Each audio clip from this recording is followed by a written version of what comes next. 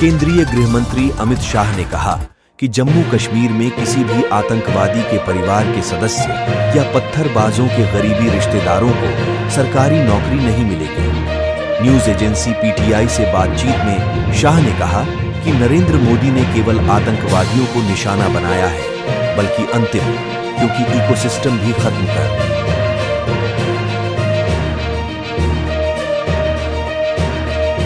दिया है। इसी कारण देश में आतंकवादी घटनाओं में भारी गिरावट आई है। शाह ने कहा कि हमने निर्णय लिया है कि यदि कोई आतंकवादी संगठन में शामिल होता है तो उसके परिवार के सदस्यों को कोई सरकारी नौकरी नहीं मिलेगी।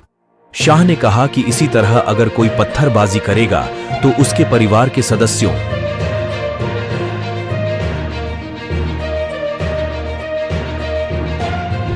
को भी सरकारी नौकरी नहीं मिलेगी। उन्होंने कहा कि कुछ मानव अधिकार कार्यकर्ता फैसले के खिलाफ सुप्रीम कोर्ट गए, लेकिन अंत में सरकार की जीत हुई। हालांकि गृह मंत्री ने कहा कि अगर किसी परिवार का कोई व्यक्ति आगे आता है और अधिकारियों को सूचित करता है कि उसका करीबी रिश्तेदार आतंकवादी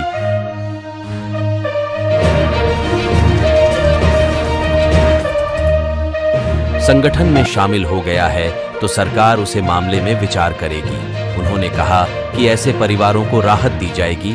शाह ने कहा, पहले कश्मीर में किसी आतंकवादी के मारे जाने पर अंतिम संस्कार जुलूस निकाला जाता था। हमने इस ट्रेड को रोक दिया है। हमने यह सुनिश्चित किया है कि आतंकवादी को कभी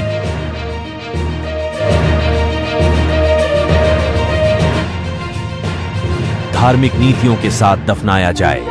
लेकिन एक अलग जगह पर केंद्रीय गृह मंत्री अमित शाह सोमवार को यूपी दौरे पर रहे।